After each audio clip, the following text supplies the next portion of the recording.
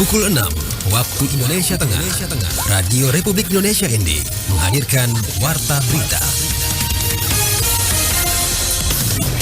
Selamat pagi saudara, Anda mendengarkan Warta Berita Daerah RRI ND edisi Kamis 20 November 2025 dengan Sari Berita. Lurah Mautapaga imbau warga waspada jelang musim hujan. Citra Bakti Ngada dan Perse ND lolos ke babak 16 besar ETMC 2025. Bersama saya Leli Karaketikoti, segera berita selengkapnya.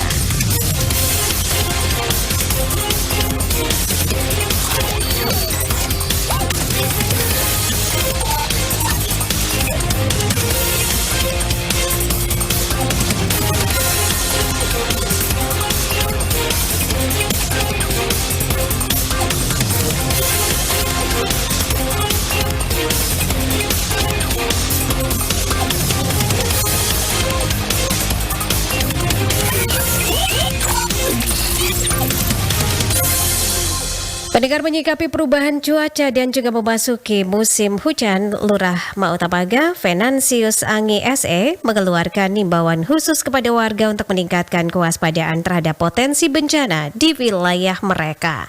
Informasi ini selengkapnya disampaikan Lady Badin.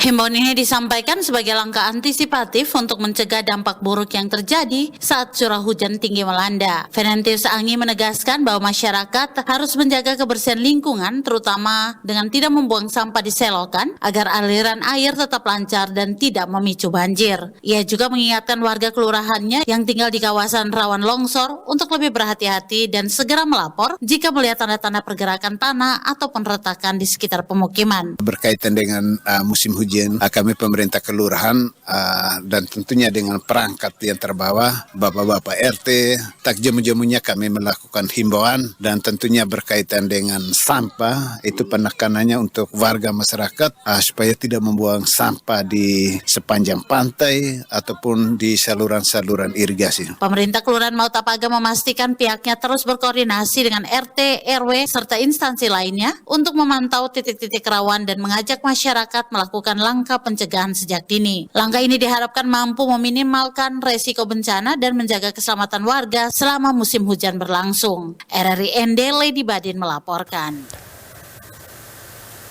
Berita lainnya, pemerintah Kabupaten Nagekeo terus menggencarkan program pemeriksaan kesehatan gratis bagi masyarakat.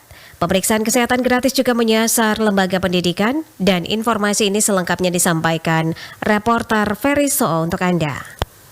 Pemerintah Kabupaten Nagekeo terus menggencarkan program pemeriksaan kesehatan gratis bagi masyarakat. Tidak hanya menyasar desa dan kelurahan, kali ini program tersebut juga menjangkau lembaga pendidikan. Melalui tenaga medis dari fasilitas pelayanan kesehatan dasar seperti puskesmas, para pelajar mendapatkan layanan kesehatan langsung di sekolah mereka. Beragam jenis pemeriksaan dilakukan mulai dari pengukuran tekanan darah, tinggi dan berat badan, hingga pemeriksaan mata, telinga, serta gigi. Kegiatan ini bertujuan untuk memastikan kondisi kesehatan pelajar agar tetap optimal dalam mengikuti kegiatan belajar. Program ini pun mendapat sambutan positif dari pihak sekolah maupun siswa yang merasa terbantu dengan layanan gratis tersebut. Salah seorang pelajar, Francisca Umam, mengungkapkan rasa syukur atas adanya kegiatan pemeriksaan kesehatan gratis ini. Menurutnya, program tersebut menjadi bentuk pencegahan dini terhadap berbagai penyakit yang mungkin dialami para pelajar. Francisca menambahkan selain manfaat kesehatan, kegiatan ini juga berdampak positif secara ekonomi karena mengurangi pengeluaran keluarga untuk biaya pemeriksaan medis. Ia berharap kegiatan seperti ini bisa dilakukan secara rutin agar seluruh pelajar di Nagekeo dapat tumbuh menjadi generasi sehat, kuat, dan produktif. Dari pemeriksaan gratis ini mendorong kami seluruh siswa-siswi untuk kebiasaan dalam hidup sehat, khususnya bagi kami yang berprofesi sebagai seorang pelajar, dan juga ekonomi atau kondisi ekonomi orang tua kesusahan. Jadi dengan adanya pemeriksaan gratis ini memudahkan orang tua kami atau meringankan beban orang tua kami. Pemerintah Kabupaten Nagekeo melalui Dinas Kesehatan menegaskan bahwa program pelayanan kesehatan gratis akan terus diperluas ke berbagai wilayah dan kelompok masyarakat. Upaya ini menjadi bagian dari komitmen pemerintah daerah dalam meningkatkan derajat kesehatan masyarakat serta menanamkan kesadaran pentingnya hidup sehat sejak usia dini. RRI ND Ferry Soo melaporkan. Anda sedang mendengarkan Warta Berita RRI ND. Pertamina memastikan distribusi BBM di Kota ND tetap berjalan normal meski terjadi antrean kendaraan di beberapa SPBU. Berikut Suimam melaporkan. Penjelasan ini disampaikan Fuel Terminal Manager ND Saiful Anwar Nursanto kepada RRI menanggapi kondisi antrean di 3 SPBU sejak beberapa hari terakhir. Saiful menegaskan antrean tersebut bukan disebabkan kekosongan BBM, melainkan pengaturan jadwal penyaluran. Ia menjelaskan bahwa suplai untuk SPBU ND dikirim dari Maumere dan kedatangannya lebih lambat karena perbaikan jalan buka tutup di Wolowaru. Menurutnya, pola distribusi BBM harus disesuaikan dengan kondisi jalur transportasi yang sedang mengalami kendala. Penyaluran di SPBU sudah sesuai permintaan, hanya waktunya bergeser karena suplai dari Maumere tiba pada sore hari. Ia melanjutkan, pengaturan suplai juga disebabkan proses perbaikan dermaga dan tangki timbun di Fuel Terminal ND. Jadi nanti kemungkinan ya hari Kamis nanti sudah bisa dari ND semua. Kondisi ini membuat pasokan untuk wilayah Nagekeo dan Ngada sementara disuplai dari ND untuk menjaga ketersediaan BBM. Pihaknya mengimbau masyarakat untuk tetap tenang dan tidak panik menghadapi antrean sesaat. Ia memastikan bahwa pendistribusian BBM tetap sesuai kebutuhan dan permintaan, hanya mengalami perubahan waktu pengiriman akibat penyesuaian rute distribusi. Pertamina berkomitmen melakukan percepatan suplai demi meminimalkan antrean di SPBU dan menjamin layanan tetap optimal. Kolaborasi lintas sektor terus dilakukan untuk memastikan pasokan BBM aman di seluruh wilayah Kabupaten ND. Kita beralih ke berita lainnya. Masyarakat yang bermukim di sekitar Jalan Profesor W.C. Johannes, Kelurahan Paupire, Kecamatan ND Tengah beberapa waktu terakhir mengeluhkan kondisi kabel yang tampak semrawut dan juga menjuntai rendah. Selain merusak pemandangan kota, keberadaan kabel-kabel ini dinilai membahayakan keselamatan pengguna jalan maupun warga sekitar. Selengkapnya Ricardus Kota melaporkan. Masyarakat di sekitar Jalan Profesor Dr. W.C. Johannes, tepatnya di depan toko Sekawan Jaya, Kelurahan Paupire, Kecamatan ND Tengah, mengeluhkan kondisi kabel yang semrawut dan menjuntai rendah. Kondisi ini dinilai tidak hanya merusak pemandangan, tetapi juga sangat membahayakan keselamatan pengguna jalan. Kondisi ini dinilai tidak hanya merusak pemandangan, tetapi juga sangat membahayakan keselamatan pengguna jalan dan warga sekitar. Kabel tersebut tampak ruwet, bergelantungan tanpa tertata, bahkan hampir menyentuh kepala pengendara sepeda motor.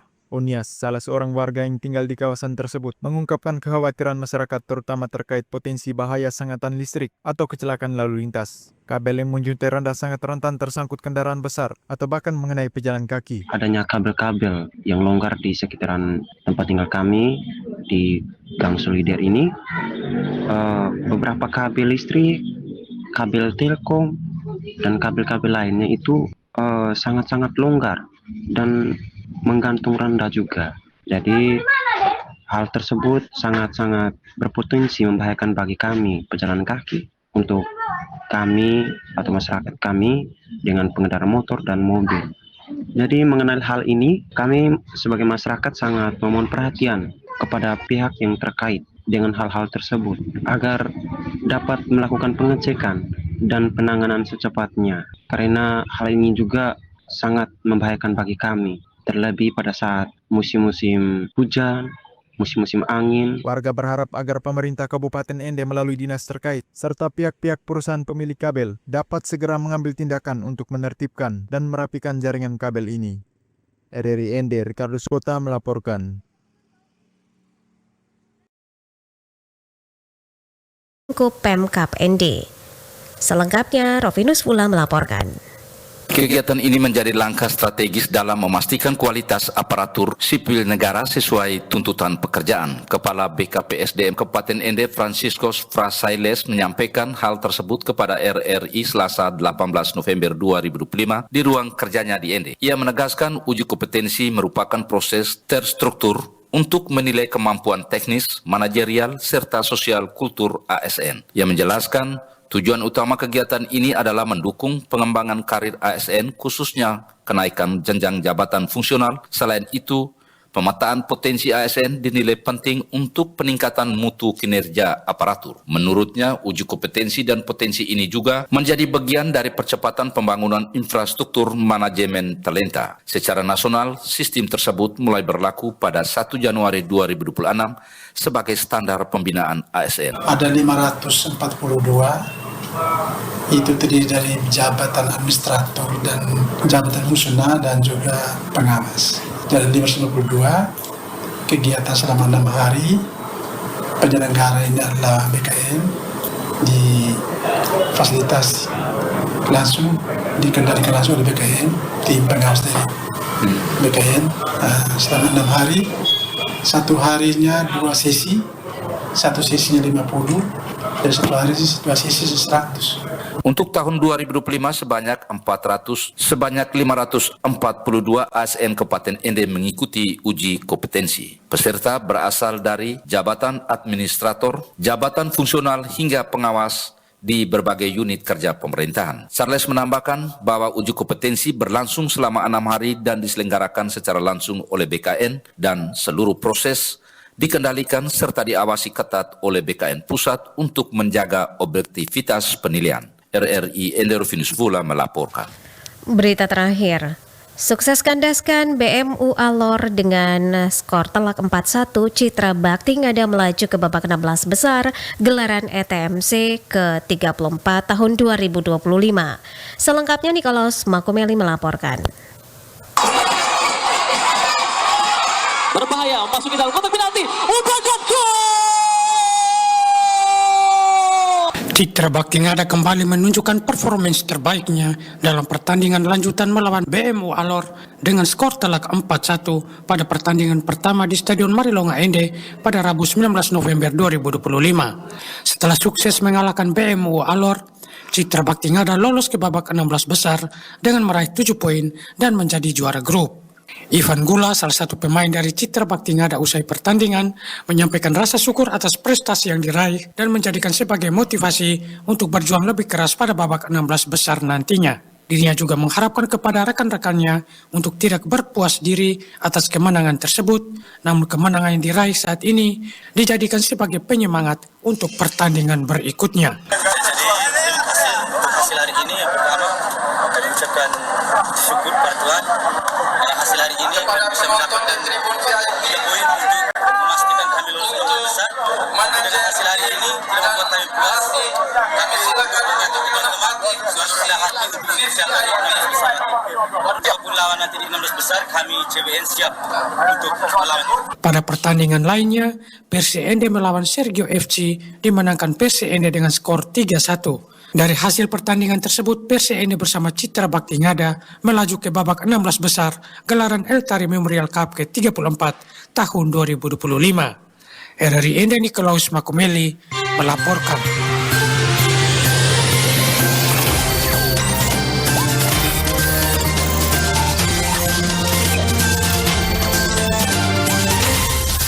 Terima kasih Anda telah mengikuti Warta Berita RRI Ende.